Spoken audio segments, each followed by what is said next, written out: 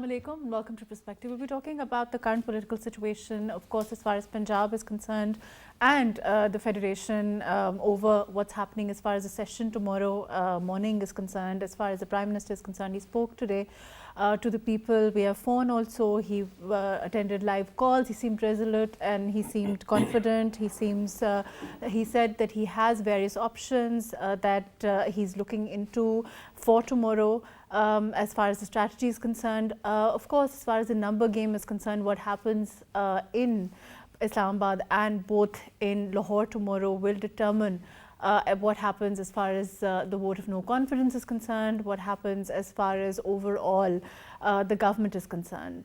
With the pending vote of no confidence for tomorrow and rumours rampant all over Islamabad, all over Punjab, one theory going south, the other going north, all of those things today on Perspective. I have with me Javed Jaddoon, who's a senior analyst. Thank you for joining us today. We'll also be joined by Sadiqul Farooq from the PMLN, Ali Muhammad Khan from the PTI and Faisal Kareem Kundi from the PPP later on.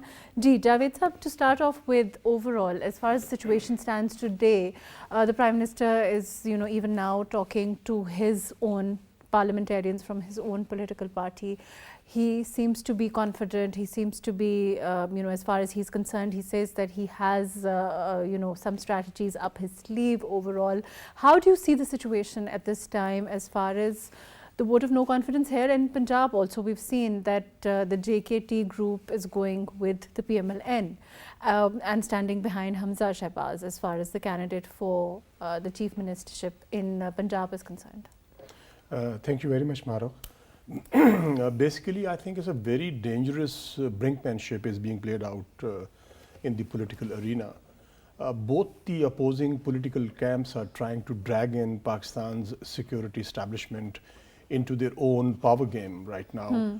I've heard the Interior Minister speaking in the morning during a press briefing. He was inviting Pakistan's security establishment to intervene at this particular juncture where the both camps are trying to ratchet up the rhetoric and there is a kind of a tension in the air right now. And on the other hand, I would like to say that when Pakistan's security establishment was being targeted by the opposition and they believed that the security establishment was backing Pakistan Tehreek-e-Insaf, and they even went to the extent of naming names. And now when the tables have turned and now Pakistan Tehreek-e-Insaf has started playing the same old game. Maybe not directly, but indirectly, we have seen on the social media what is happening there. And some of the important figures in the PTI, even they have been talking about the neutrality of Pakistan's army. And when Pakistan's armed forces are neutral, let me complete, MARUKH. When they are neutral, even they are criticized, and when they are not seen to be neutral, they are criticized by the other camp. But inviting Pakistan's security establishment at this political juncture would be could have very disastrous consequences for the whole political system in Pakistan. Right. Definitely. Let me come back to you. We have with us Shahryar Afridi, who's an MNA with the PTI. Mr. Afridi, overall, as far as the situation is concerned for PTI at this time, for the vote of no confidence here and in Punjab both, how are things looking from your perspective? Gee, can you hear me? Oh, I think there's a problem. Javed sir, the establishment, the role of the establishment that you're talking about, it's certainly something that now has come out into the media. You and I are talking about it in a way that's never happened before. And the neutrality of it, whether they're neutral, whether they're not neutral, which political party, you're saying it seems to be across the board, all political parties are either dragging the establishment into the foray or they're discounting that they are involved, one saying that they are and the other disputing that. That is what's has happened in the last couple of years. We saw what happened with the PMLN's whole narrative was standing, this was behind that whole narrative, and that seems to have changed now and switched sides. MARUKH, when the opposition camp, particularly you mentioned Pakistan Muslim League N, they were talking about the hybrid regime, and one part of the hybrid regime was the armed forces of Pakistan, the other was the political government. This was, I think, exactly they meant when they talked about the hybrid regime in Islamabad. And at that particular juncture, Pakistan Tehreek-e-Insaf wasn't tiring to mention the same page mantra. And ultimately, when the tables turned, and now we have seen the tables have turned on Pakistan Tehreek-e-Insaf, and they seem to be in a very difficult situation vis-a-vis the vote of no confidence, which is being held tomorrow, because the numbers game is heavily tilted in favor of the combined opposition. And now we have seen that the veiled kind of criticism coming from Pakistan Tehreek-e-Insaf, and on social media not so veiled. In fact, blatant attempts are being made to malign the armed forces.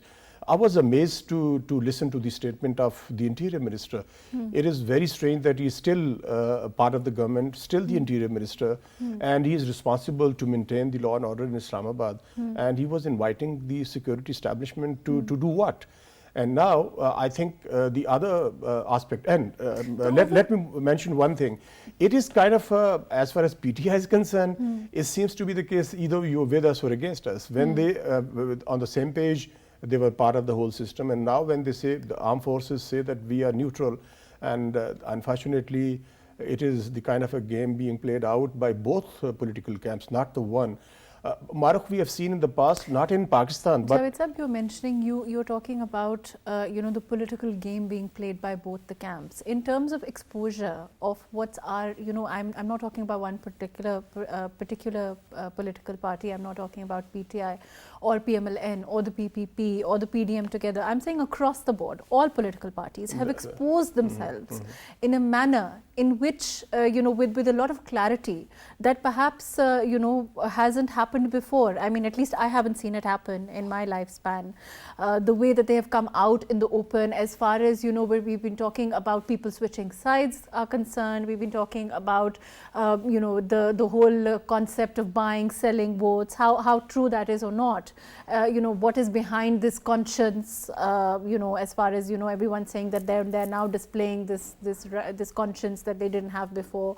All of those things, across the board political parties, the way the allies have turned, the way that, that we've seen the politics play out. What would you say about that? Because I think, to me, it's very interesting to see this kind of, the way that this scene has now played out in front of us in the last month or so. I think it's a very, very interesting comments you made. MARUKH, to me, it exposes the rotten political system in Pakistan. You talked about the changing of loyalties, you talked about the selling of loyalties and the conscience, etc. But we understand that it has been happening in the last 3 to 4 decades in Pakistan. We have seen many instances, the Changa Mangas and so many other instances where the political loyalties of the parliamentarians were bought and sold. And I think the same kind of a game is being played out there right now.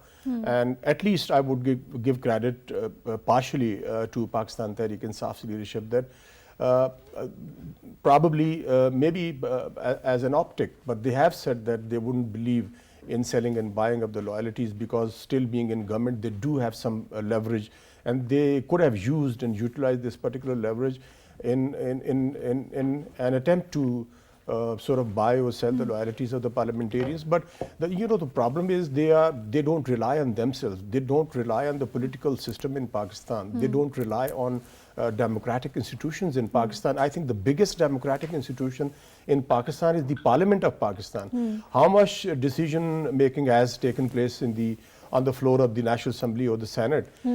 Politics should have been played on the floor of the House, not outside on the streets. And today, when we do know that the two votes of no confidence are taking place tomorrow, one in Islamabad and other in Punjab. Both are tension-ridden. Everybody is sort of at the edge. What is going to happen tomorrow? Because Prime Minister has been appealing to his People, political yes. support base. He has been asking the youth to come out and demonstrate peacefully. Such demonstrations can never remain peaceful, MARUKH, because the other political camp would do the same. And if they also bring out their own support base on the street, then I think we can see certain kind of clashes between the two political camps, and that would lead to political chaos and Unrest anarchy, also. and ultimately intervention on part of the establishment, because the continued chaos and political instability doesn't suit anyone in Pakistan. Let me come back to you. We have with us Sadiqul Farooq from the PMLN. Sadiqul Farooq sir, let's take the discussion away from, I think, what you're hearing on every television channel, speculations about what will happen tomorrow. Overall, you're you know, an old parliamentarian, an old politician. You've been in this game, I would call it, for a long time. You must have seen a lot of things happen. I've just been asking Javed Saab overall, in the last month or so, the way this scenario has played out, you know, for one, I mean, regardless of your affiliation with the PMLN, across the board, all political parties, all political players have exposed themselves in a manner, I think, not before. Wouldn't you agree? To an extent, I would agree with you. But I think it is the prime responsibility of the government to set an example. The government is most responsible in this state of Pakistan to follow constitution, and constitution, law, everything is very clear. Nothing is hidden. If the government follows constitution, parliamentary practice, rule of law, then I think you will not see any confrontation.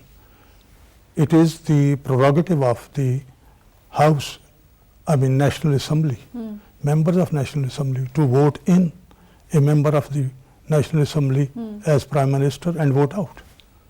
But Sadiqul Farooq sir, why not let, I mean, instead of trying to get the allies to you know, come on your side, trying to get your own, you know, their people to come and vote with you, the number game that is, you know, now being talked about, we'll know tomorrow, of course, what happens. Why not give this Prime Minister his tenure? You know, you've been criticizing the performance of the PTI, all the political parties have been criticizing it. Let them, you know, make it worse then, for if you know, from all accounts, whatever the performance was according to the opposition as far as the government was concerned, why not let them make it worse in the tenure that they have left, and vote them out in the general elections instead of causing this kind of unrest we've seen? And don't you think you're also giving them an out, so to speak? I mean, this government, come elections, will say that they were about to do this, they were about to bring these policies, they were about to bring this investment, and that didn't happen because of this kind of political unrest that was caused by a joint opposition against them. First of all, midterm election, early election are bringing a vote of no confidence against a sitting government or Prime Minister is part of constitution, it is part of democracy, world over. Secondly, the state of Pakistan is more important than giving maximum term of 5 years to a state. But is it the only option? You saw what happened with Nawaz Sharif and, you know, your leader the last time round. He was given 3.5 years. Around this time, the same unrest started. The same kind of, you know, of course, it was Panama. This is another form of, you know, one can call it Panama or whatever other form, or no confidence, or whatever one wants to call it. There is always, you know, for a particular political party to complete its tenure. It's not exactly that kind of tradition that, you know, one would want that in Pakistani politics. When you refer to Panama, etc., you refer to other forces. Okay. What I am pleading is to follow constitution, democratic traditions. There, the Supreme Court took over all powers of other courts, and then that objective was materialized. Okay. Here it is a democratic practice. So when we go to other parties of the opposition, we form, say, PDM, it is also democratic. So if we follow an undemocratic practice, it is condemnable. But is it the best democratic practice? But this is your suggestion. Is it the best constitutional practice? This is your suggestion. No, that's my it is question. not suitable for the state and as far as the interest of people of Pakistan are concerned. Yes. But would it be, Javed Sahab, according to you, in terms of the unrest, the speculation at this time, we've seen what happened as far as the letter is concerned. The Prime Minister, talking about a letter against the very state of Pakistan. He's talking about investigations into that letter also. He's talking about the fact that that letter should be investigated. He's talking about the fact that, we need to, the country, we need to, as Pakistan, investigate into it. We've seen what the COS had to say today about our relationship with America. So across the board, there is this uncertainty vis-a-vis our relationship with, a particular country. There is this uncertainty about whether, what to make of the letter. The Supreme Court is now involved. Legal options, which, Siddiqul Farooq Sahab is talking about. There's also a lot of speculation about the fact, even if this no confidence motion is successful, whether recourse to legal options by the PTI, that also remains on the agenda. So, what other unrest can follow perpetually from this kind of a move? It has to be considered also, right? Yes, Marukh. Briefly, let me make comments on what has been said about democracy and democratic practices in the world.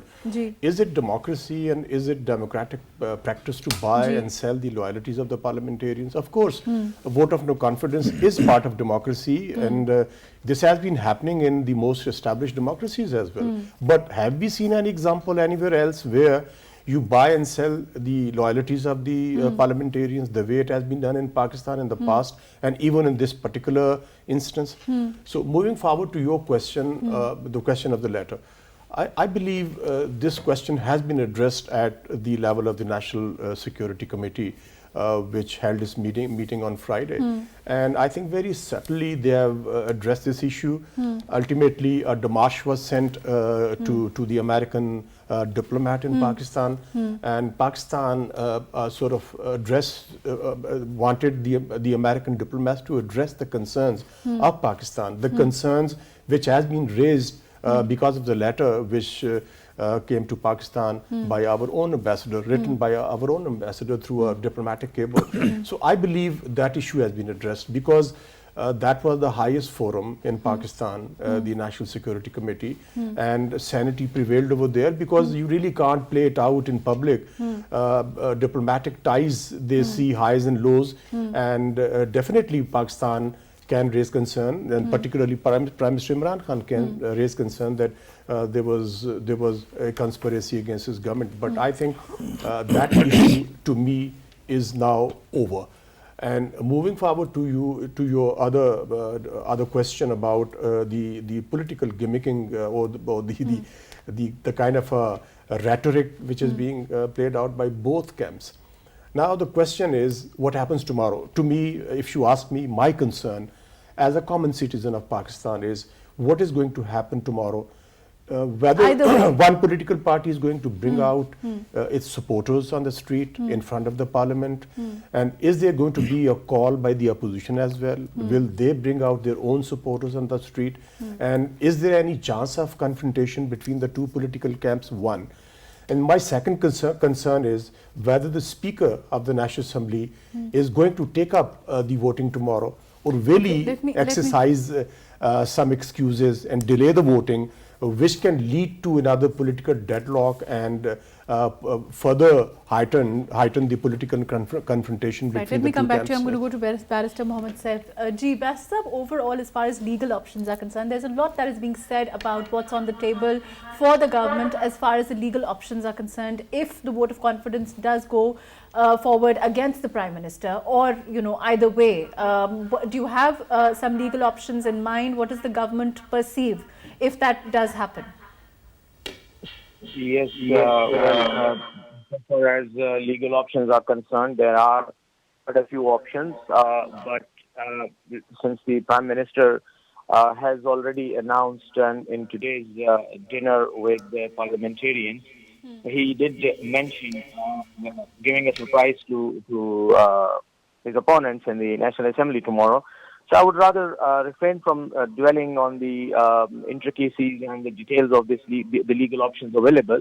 I'm sure his legal team is quite actively considering those. But yes, the Speaker of the National Assembly also has powers to exercise, and according to the rulings, the parliamentary rulings so far in the National Assembly as well as in the Senate, that Speaker has tremendous powers. I mean, he has a lot of discretion to exercise, and there are many options that he can avail depending on the situation that unfolds there in the proceedings.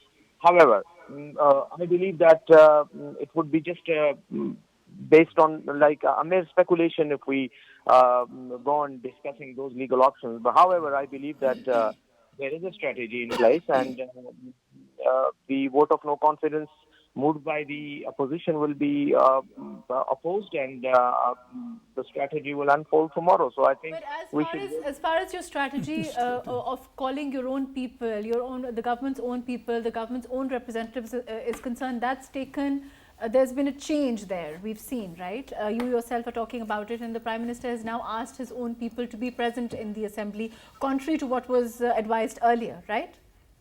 Yeah, yes, true. But I believe that in situations as we have right now, people keep changing their strategies according to the developments that unfold in such situations. And I believe that Prime Minister, in my opinion, personal opinion, I believe it's a good decision to have his people in the National Assembly and to confront whatever move comes from the opposition side. Because if you leave the field open for them, and then you're not in a position to pull the strings as and when required. And I think it's a more sensible strategy to have your supporters there, to have your members, parliament members there, and to employ whatever tactics are to be employed there and then. But you cannot do that unless you have your presence in the parliament. And I think it's a good strategy, and I'm sure that the working behind it would reveal when it comes to the actual proceedings of no confidence tomorrow as to why were they called and why have they been called to the parliament tomorrow. Thank you so much for being with us. Ji, Javed Saab, how do you perceive what Barrister Saif is saying? He's saying that, of course, the strategy may change as far as calling their own representatives is concerned, but he believes overall for it to be a good strategy, and they have legal options at this time, as far as the government is concerned, and they may take up. I mean, of course, he's not disclosing what they have up their sleeves, but they are, he's quite adamant that there are options for the government. Even the Prime Minister stated this in today's telephonic interaction with the people, and he said not just one, but there are three options or three strategies available to Pakistan Tehreek-e-Insaf. But so far these strategies, MARUKH, and the options available to the Pakistan Tehreek-e-Insaf are democratic, nothing wrong with that. But if they deviate from the democratic practices and democratic traditions, that could lead to a very serious confrontation between the two political camps. I think Prime Minister should face the no confidence motion and in a very democratic way and let the process be completed tomorrow in a transparent manner. I believe that Prime Minister has galvanized his political support base in the last couple of weeks when he started addressing the political gatherings in Pakistan. And we have seen the kind of a surge in his support. If he goes for the democratic traditions, and if he is beaten up as far as the no confidence motion is concerned, he goes to the court of the people of Pakistan. I strongly believe that he still have very good chance to stage a comeback when the elections are held. But if democratic traditions are trampled in tomorrow's National Assembly session, I really don't believe it is going to favor Pakistan Tehreek-e-Insaf. Ji, Siddiqul Farooq Sahab, overall, as far as the situation is concerned, as far as this no confidence is concerned, whether it goes forward or not, do you think that, where the PDM is at this time, where the PTI is at this time, do you think that there are chances that things can actually, blow up, which is, what Javed Saab is also talking about, in terms of if you start galvanizing your supporters, they start galvanizing their supporters? Let me make it clear that we have not given any call to our supporters to assemble outside Assembly Hall. First of all, let me make it clear. Secondly, what strategy they are devising? When there is a written procedure, and as Javed Sahab has also made it clear that there are democratic practices the world over. In all democratic regimes, countries, in cases like this, no trust move, a practice is followed. So that if Prime Minister gives examples of sometime UK, sometime United States of America and other European countries, why doesn't he follow himself those traditions? Third is that So we have not. Farukh Sahab, overall, as far as the situation is concerned, as far as your political representatives, your MPs, MNAs are concerned, as far as the government and its MNAs are concerned, overall, do you feel that if the strategy of all political parties would have been different, in trying to keep their own representatives happy, because we are seeing not only PTI but your political parties also keeping their representatives very close. You're keeping your MNAs, MPs, as for in the lodges very close. We've seen for the last month or so, a couple of weeks, the dinners being hosted, all the political activity that's been happening. Do you think overall, perhaps we need to, I know the number game is there. I know there is that whole question of what will happen tomorrow. But I want to talk about the larger political interest, because that is something that should concern people at this time. As far as keeping your political reps happy is concerned, as far as setting the right political tone is concerned, all those things need to be revisited perhaps by all political parties. Because now it's coming to numbers. Now it's coming for you and them to needing those very people. A lot of them may be unhappy, a lot of them are happy, overall, as far as for the Prime Minister, his allies were concerned, for some, people, his own people were concerned. For you also, your own political, people switching sides, that narrative, that's what I'm concerned about. So credit goes to undemocratic, illegal and unconstitutional steps. Credit, I mean with inverted commas. Okay. Had there been democratic process from day one, undisturbed, things would have been settled down. Okay. Tradition would have been followed. So now I think it's high time that all political parties, all democratic forces believe in supremacy of constitution and parliament. Okay. So it should sit together and devise a policy like Charter of Democracy, may add some more points in that. And I think as a nation, every force, every political party, every person, every citizen should follow those traditions in the interest of the state and people of Pakistan. Yes. All political parties also. Yes, you mentioned, but your political party is particularly old political party, and for them, perhaps for the whole PDM also. Of course, PPP is also equally. You've been in power a couple of times, so you have to give PTI that leeway that this is the first time that they came in power, and for them, for you probably to set the right traditions is perhaps more important. But a sitting Prime Minister gave his example of especially. UK and United States of America, and he is I think, graduate from Oxford. So he should, and special subject, political science is his subject. Right. So he should follow those traditions. So Farukh Sahab, what do you expect will happen in Punjab tomorrow? Let's talk about that. Now that you've seen, the JKT group is standing behind Hamza Shahbaz as CM. We are confident that inshallah Hamza Shahbaz will win and he will become Chief Minister. So what happens in the best possible scenario for you if Shehbaz Sharif Saab comes in the center and Hamza Shahbaz comes in as CM? Early elections is something by and large now that we've seen the Prime Minister also talk about, the PTI also talk about, and you also, PDM also talk about. That seems to be the only option on the cards. Why not agree to it? Within 6 months, fresh elections must be held. Either way? Either way, yes.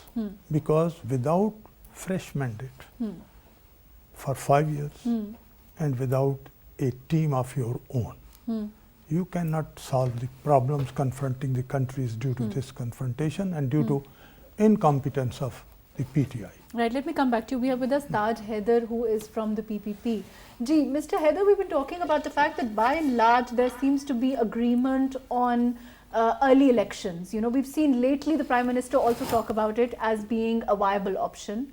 Of course, the PDM also said that, you know, if the no confidence motion is successful, even then they would want early elections, and that is the way forward. Why not agree to it at the outset without the vote of no confidence?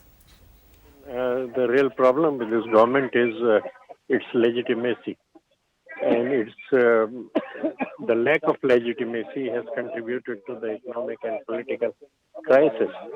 So,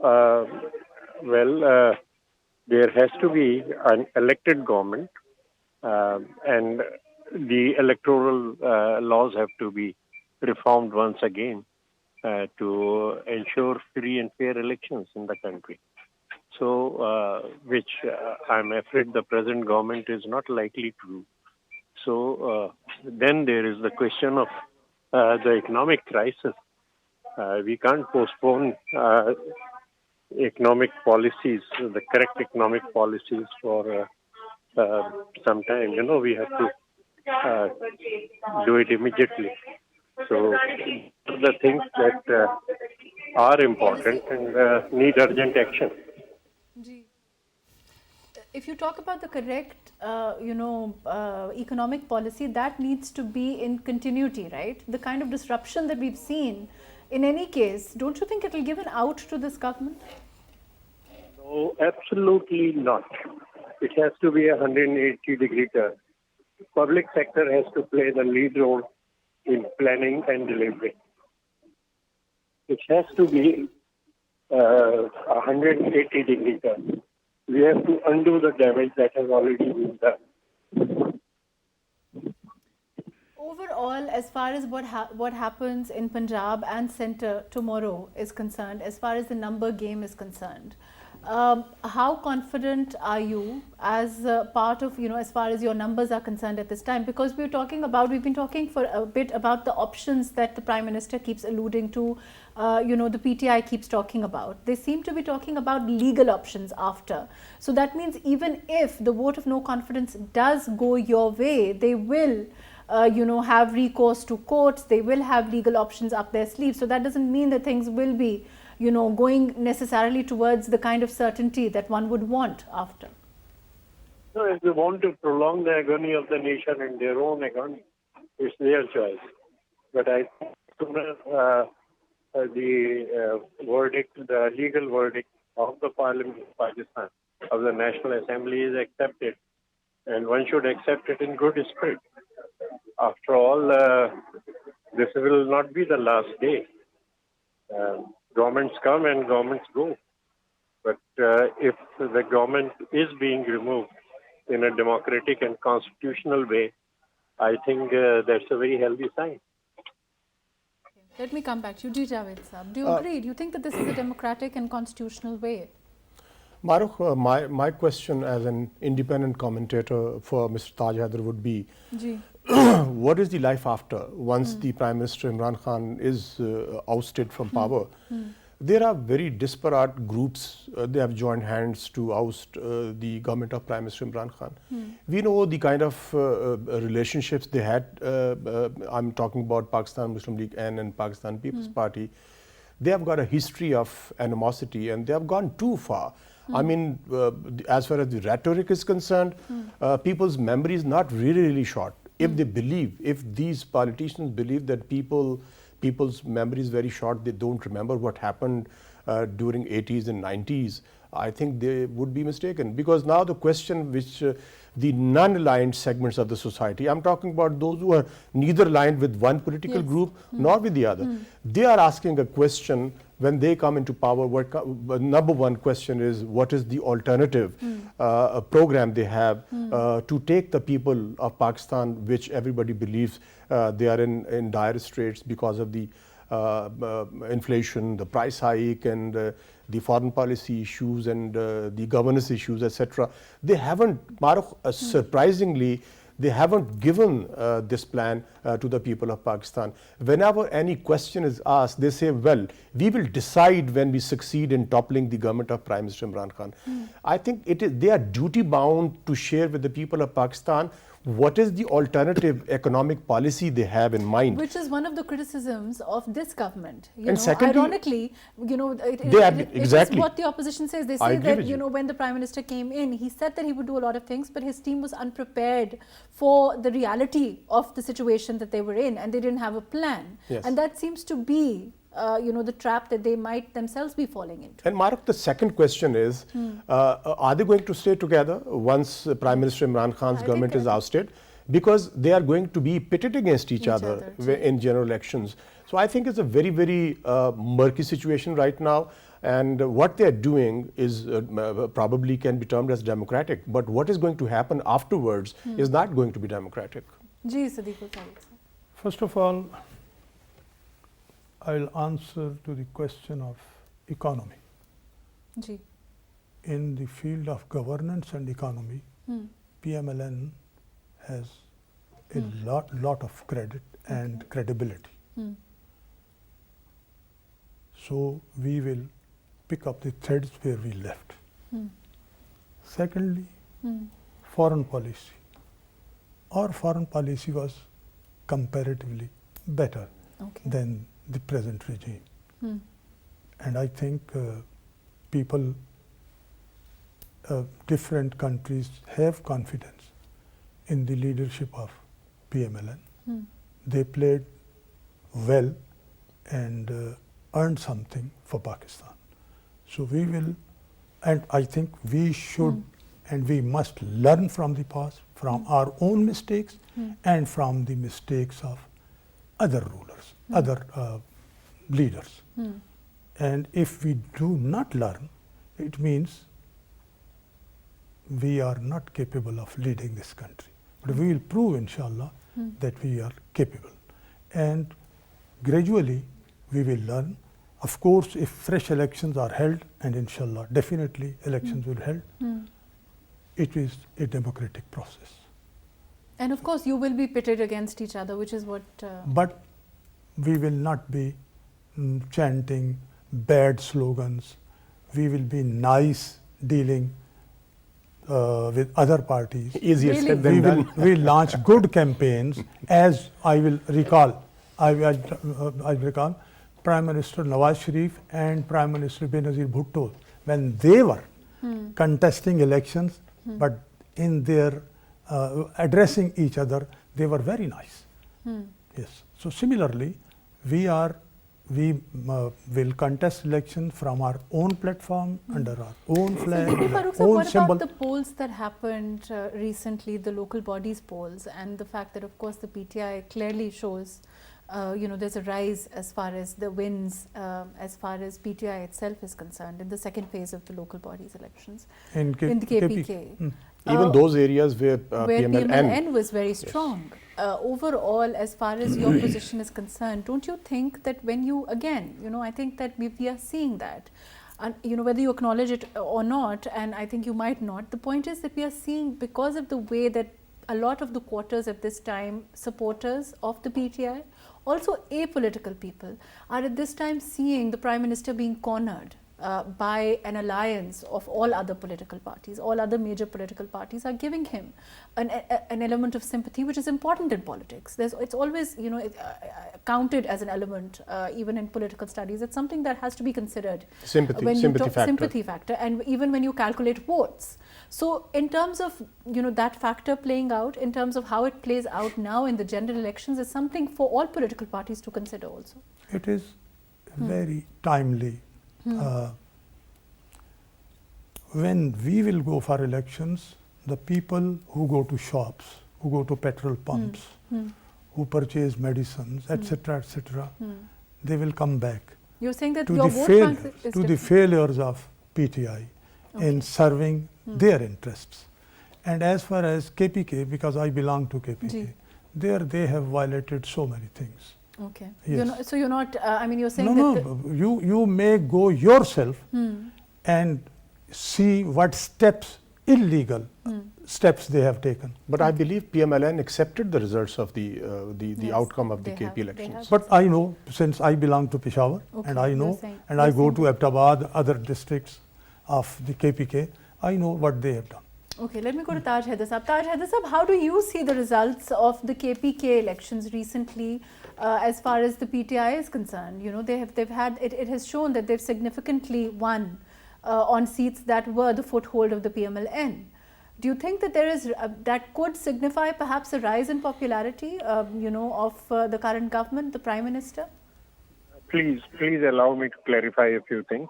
The first is that before we started on the Awami March, we gave 38 points, which included our economic plan also.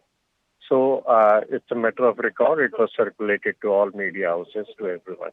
38 points were given by Chairman Bilawal Zardari Bhutto before we set out on the Awami March. And we stick to those 38 points. Two, why should we glamorize conflict all the time? The point is, don't you remember that we sat down, we passed the 18th Amendment of the Constitution unanimously. We sat down and we gave the country a National Finance Commission award. And there are so many things. We gave the Charter of Democracy. But as soon as two major parties agreed on the Charter of Democracy, the establishment created a third party. Now the change that is taking place, that establishment for quite a few elections has been neutral. And it's neutrality of the establishment which is ensuring this big change that is coming.